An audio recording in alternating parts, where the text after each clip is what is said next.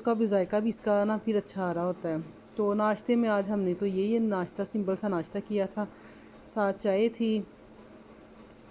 तो अच्छा, मैं आज आपको ना एक अच्छी बात बताती हूँ कि रसूल अकरम सल्लल्लाहु अलैहि वसल्लम ने फरमाया, जब अल्लाह ताला ने ज़मीन को पैदा किया तो वो हिचकोले खाती थी, फिर अल्लाह ने पहाड़ को पैदा किया।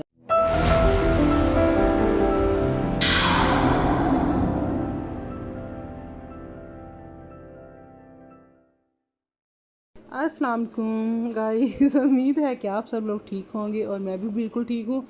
अच्छा, आज जब मैंने कहा ना अस्सलाम वालेकुम, तो यहाँ पे मेरी बेटी बैठी हुई है, उसने मुझे हंसा दिया। तो ज़ाहिरी बात है, मैंने तो फिर वॉइस ओवर करना ही होता है।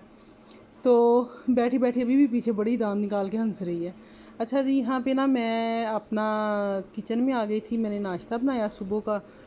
तो आज सुबह नाश्ते में ना मेरी फ़ातिमा का दिल कर रहा था कि उसने खाने हैं मीठे पीस। तो भाई मैं तो मीठे पीस ऐसे बनाती हूँ जिसे इसे फ्रेंच टोस्ट भी कहते हैं। तो आपने अपने सब ने नाम बनाए होते हैं। तो ये जो है ना, इसके अंदर मैं दूध के अंदर पहले चीनी से मिक्स करती हूँ अच्छी तरह से, उसके बाद फिर मैंने एग अंदर डाल देती हूँ। तो ये इतने सॉफ्ट बनते हैं ना, मेरा तो ये तरीका है। लेकिन हर एक कोई बिल्कुल सिंपल अंडे के अंदर भी चीनी डाल के बना लेता है। तो ये सबके अलग अलग से ये सबके अलग अलग तरीके होते हैं। तो मुझे वैसे ये बेहतर लगता है, इससे ना वो ब्रेड बड़ी सॉफ्ट बनती है और क्रिस्पी भी होती है और सॉफ्ट भी होती है। तो एक दूध का भी जायका भी इसका ना फिर अच्छा आ रहा होता है। तो नाश्ते में आज हमने तो यही नाश्ता, सिंपल सा नाश्ता किया था, साथ चाय थी।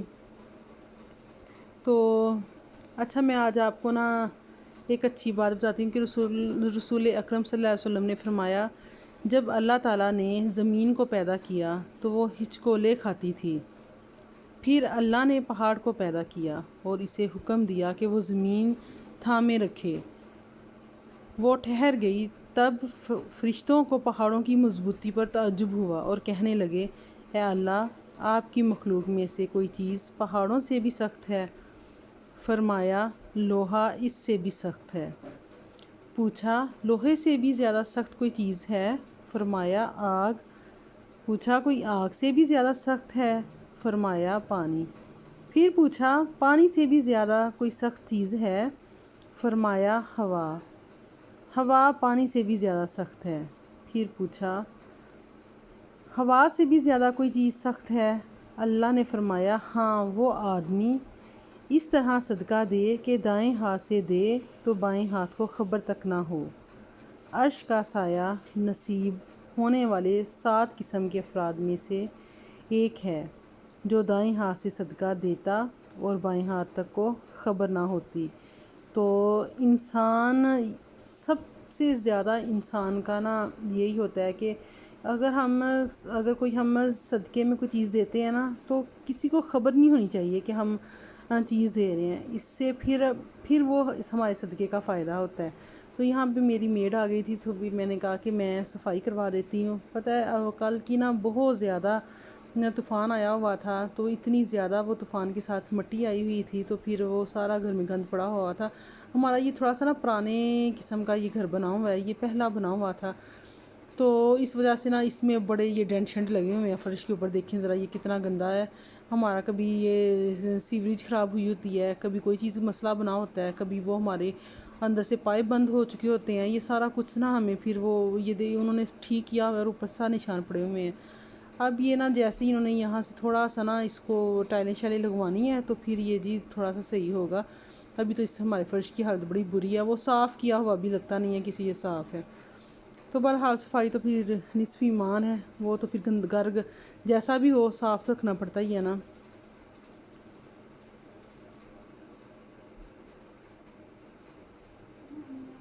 तो इतना ज़रा ना ये बहुत ज़रूरी होता है कि ना अपने घर को साफ़ रखें, क्योंकि अच्छा, साफ़ हमारे तो घर ही यहाँ अच्छा पे लगता है। कल कल भी बादल बने हुए थे और परसों भी बादल बने हुए थे।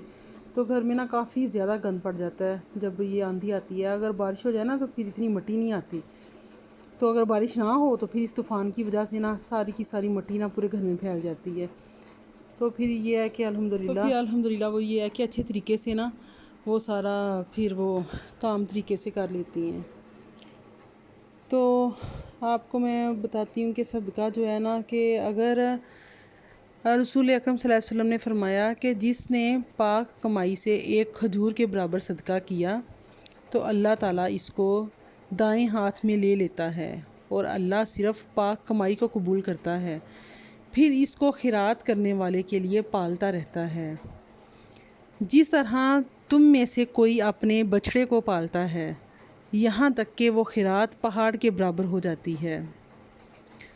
तो यही जो हम छोटी छोटी बातें होती हैं, इनको हमें बहुत गौर से और बड़े तरीके के साथ हमें चलना चाहिए, क्योंकि सदका जो होता है वो सदका बहुत सी शक्लों में होता है। सदका अपने भाई के सामने तुम्हारा मुस्कुराना तुम्हारे लिए सदका है। सदक़े का ये होता है कि तुम्हारा भलाई का हुक्म देना, बुराई से रोकना भी सदका है। भटक जाने वाली जगह में किसी को रास्ता दिखाना, ये भी सदका है। पत्थर, कांटा और हड्डी को रास्ते से हटाना, ये भी सदका है। सदक़े की तो बहुत सी शक्लें हैं।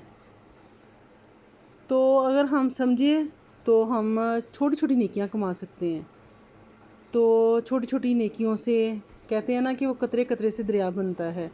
तो अगर इस तरह हम छोटी छोटी नेकियां अपने अंदर लेके आएंगे तो हमारे उम्मीद है कि अल्लाह के पास हमारी नेकियां इकट्ठी होती हों, जो हमें इस चीज़ का पता ही नहीं है। तो अच्छा जी जी, तो यहाँ पे फिर मैं किचन में आ गई थी, तो ये चावल साफ़ करने लग गई थी।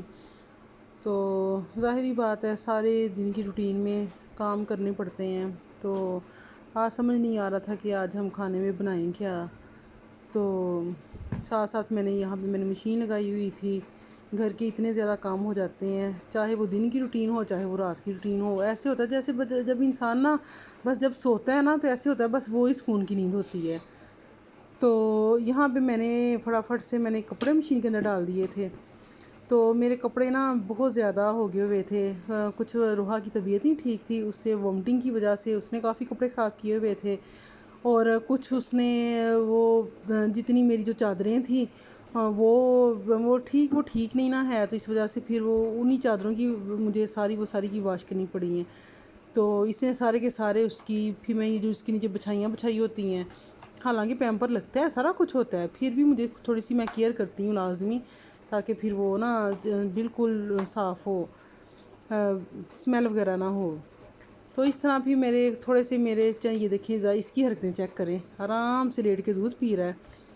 तो स्टोर में मेरे कपड़े पड़े हुए थे, मैंने कहा कि चले ये भी सारे मैं ना एक बार में तो नहीं अब धुलने थे, अब फिर किसी दिन और मैं मशीन लगाऊंगी। तो मैंने कहा कि चले मैं एक बार ही ना ये मैं कर देती हूँ, वॉश कर देती हूँ सारे ना।